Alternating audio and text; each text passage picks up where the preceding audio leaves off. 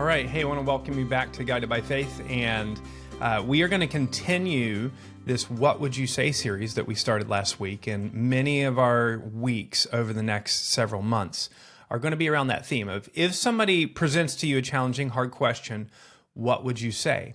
And I'll tell you up front, this week's topic is a difficult one. It's one that maybe you haven't given a lot of thought to, but at some point you're going to have to. And I think even if you're an early teenager listening to this, even if you're a senior citizen listening to this, you need to be able to converse about this.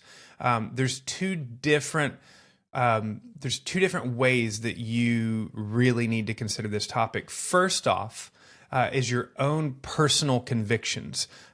Can you say that your personal convictions line up with biblical convictions? And then secondly, can you have a conversation with somebody, a helpful, rational conversation with somebody on a topic that in our culture is often very irrational, very emotion-filled, and one of those that many people just want to avoid, and you'll understand why as we get into it. And so today what I want to lay out is just the question, and then this entire week I'm going to help build for you kind of a way to think about it, a way to talk about it, a way to have your convictions and others. And so simply the question is, if you get in a conversation with somebody and they say something along the lines of nobody has a right to tell a woman what to do with their body, or basically we're talking about abortion at that point. And so that's kind of the latest jargon that's used for it. Nobody has a right to tell a woman what to do with their body. Men and people that are not doctors should not be involved in the healthcare decisions of a female. There's a lot of different ways that this conversation can start. But essentially what we're talking about are really kind of two fundamentally different worldviews regarding pregnancy and abortion. There, on one side, there are those who think that that abortion is a medical procedure that should be available for women to use for various situations when they are in some kind of distress in their pregnancy. And distress can mean a whole lot of different things. For some, distress means like really bad potential harm. Others, distress is just emotional discomfort or not ready to do this. And so that version of distress can be really wide. So that's one side. The other side would be the argument that those that are in the womb are human beings and deserve the full protection that all human beings do. And so this week, I'm going to lay out for you a case for life. But my question to you as we start is, could you right now, what would you say if somebody gave you that, I think that a woman should have a right to choose, and by right to choose, I mean a right to have an abortion, or nobody should have the right to tell a woman what to do with their body. What would you say? And so first off, the question is, what do you think about that? Have you processed through this? What do you think about it? And how has your faith in Jesus, how has your understanding of God's word informed what you think? And I think that even more than like, what's your natural opinion, how is your following Jesus informing and guiding your opinion? How's that coming into play? I want to give you a passage from the book of Proverbs that's kind of going to be our theme over the course of the week.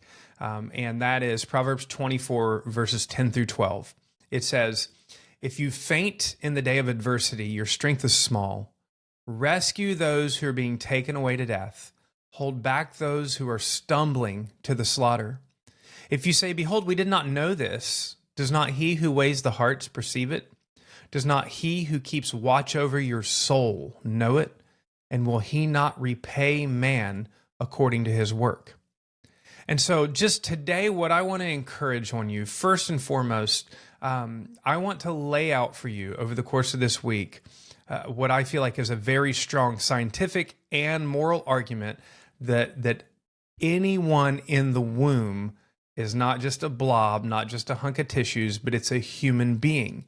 And because human beings are created in the image of God with the full value of God, then as believers, as followers of Jesus, and as fellow human beings, it should be our right, it should be our obligation to protect and to fight, and I don't mean like physically fight, but to contend for those who have the least ability to speak for themselves. It says, Proverbs 24:11, rescue those who are being taken away to death.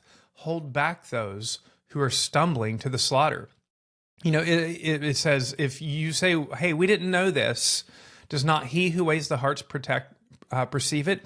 And so right now you may be in a state of ignorance. Maybe you've never really thought about this and you say, I don't know what I think. Well, I encourage you, continue to listen this week, and I'm going to lay out the case so that you can have confidence that those in the womb are a human being, and that really helps, I think, make the decision. So, but in all of this, in the very beginning, I want you to just concentrate on a couple things today. First, concentrate on what is your moral conviction before the Lord, and are you willing to submit what you think and what you believe to God and to God's word? Secondly, remember that people are not the enemy. People that have different opinions than you, even if they're very strong opinions, they're not the enemy. Those people are also made in the image of God, and the goal is not to win an argument. The goal is to win the person, and we'll talk about that at the end of the week as well. And then lastly, not just in the realm of abortion, which is going to come up in your life. You're going to be around people that have unwanted pregnancies, surprise pregnancies, inconvenient pregnancies, but not just in that realm, but in other realms. Are you in a situation right now where there's somebody who is more helpless, somebody who is in need of help, and is God calling you to step in? It could be somebody at your school, it could be somebody at your work or in your neighborhood. You can't just sit on the sidelines. God's calling us as believers to use our strength, use our reputation, use our authority, use our resources to help those that are the most helpless. And so as we close out today, I just want to encourage you, prayerfully ask the Lord, who is helpless or in need in my life? And God, how would you have me get involved in their life? And then continue to come back this week, and I'm going to help you build the case for life and hopefully give you confidence in how to converse with somebody else.